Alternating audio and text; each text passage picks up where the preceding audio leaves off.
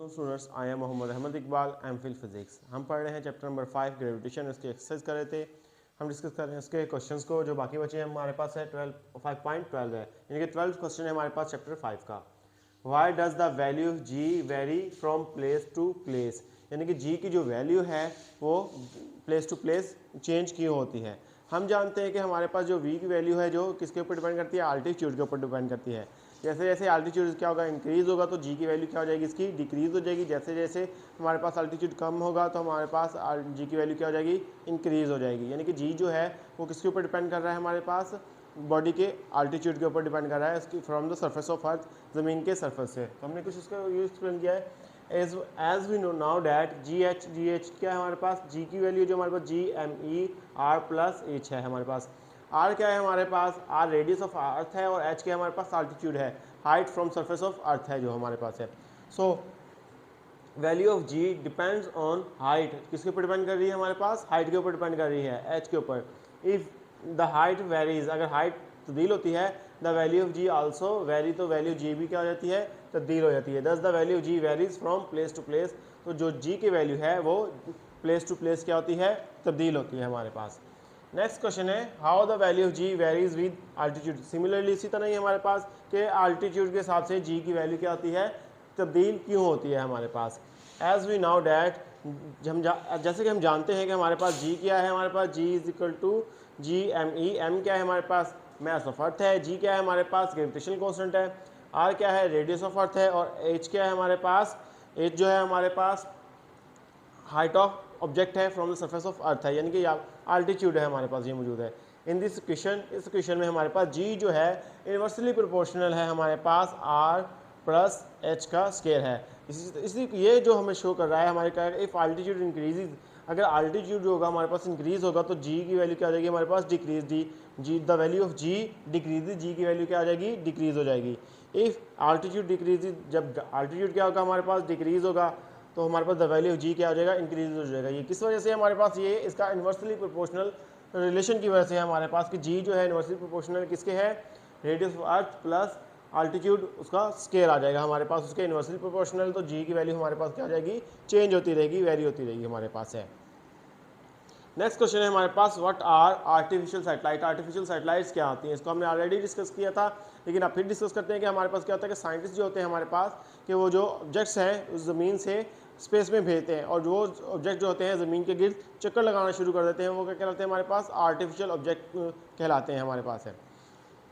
Scientist हम have sent, scientist ने भेजे हैं मैनी ऑब्जेक्ट्स इनटू स्पेस, बहुत सारे ऑब्जेक्ट स्पेस में, जिन्हें हम क्या कहते हैं, सैटेलाइट्स कहते हैं।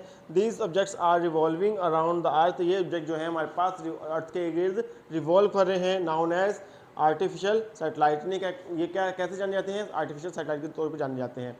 ये किस लिए भेजे जाते हैं, मुख्तलिफ ऑब्जर्वेशन के लिए भेजे जाते हैं, कम्युनिकेशन के लिए भेजे जाते हैं, और या स्पेस की या फिर दूसरे ऑब्जेक्ट्स की जो है जांच के लिए भेजे जाते हैं। तो ये हमारे पास क्या है, आर्टिफिशियल सैटेलाइट्स कहलाती हैं हमारे पास है। नेक्स्ट है हमारे पास क्वेश्चन 5.15 है हमारे पास कि how Newton's law of gravitation help in understanding the motion of objects. हमारे पास जो न्यूटन्स का लॉ है वो ऑब्जेक्ट्स की मोशन को कैसे समझने के लिए मदद करता है। As the satellites move in an orbit, जैसे कि सैटेलाइट जो है हमारे पास क्या करती हैं, ऑर्बिट के अंदर मूव करती है, सो दे रिक्वायर्स नेसेसरी सेंटीमीटल फोर्स। इनको किस चीज़ की ज़रूरत होती है, एक सेंटीमीटल फोर्स की ज़रूरत होती है। यानी कि कोई भी ऑब्जेक्ट जो है वो सर्कुलर पाथ में मूव कर रहा है तो उसको किस चीज़ की ज़रूरत है, कि उसको सेंटीमीटल फोर्स की ज़रूरत है। और जो सेंटीमीटल फोर्स है वो हमारी ग्रेविटेशनल फोर्स जो है प्रोवाइड करती है हमारे ऑब्जेक्ट को जो सर्कुलर पाथ में मूव कर रहा है। तो this centripetal force is provided by the force of gravitation. ये जो सेंटीमीटल फोर्स है ये कौन प्रोवाइड करता है, फोर्स ऑफ ग्रेविटेशन करता है, जो किसके दरमियान में मौजूद है, between the earth and satellite, जो सैटेलाइट और अर्थ के दरमियान में मौजूद है। कि सैटेलाइट जो है वो उसकी ग्रेविटेशन फील्ड से या फिर उसके बाहर ना जा सके, अपने सर्कुलर पाथ से बाहर ना मूव कर सके। तो वो किस वजह से होती है, वो ग्रेविटेशन फोर्स की वजह से होती है, ग्रेविटेशन की वजह से होती है, जो प्रोवाइड करती है, सेंटीमीटल फोर्स प्रोवाइड करती है हमारे पास है। नेक्स्ट क्वेश्चन है 5.16 है हमारे पास, on what factors orbital speed of satellites depends. किन फैक्टर्स के ऊपर ऑर्बिटल सैटेलाइट जो है वो डिपेंड करती है। हम सबसे पहले देखेंगे किस और इसका ऑर्बिटल वेलोसिटी का रिलेशन देखेंगे क्या चीज़ होती है। एज वी नाउ, हम जानते हैं कि हमारे पास v और rb क्या है हमारे पास, ऑर्बिटल वेलोसिटी है हमारे पास की क्या होती है, gh इज इंटू क्या हो जाएगा r प्लस h हो जाएगा, इसका स्क्वायर रूट आ जाएगा हमारे पास।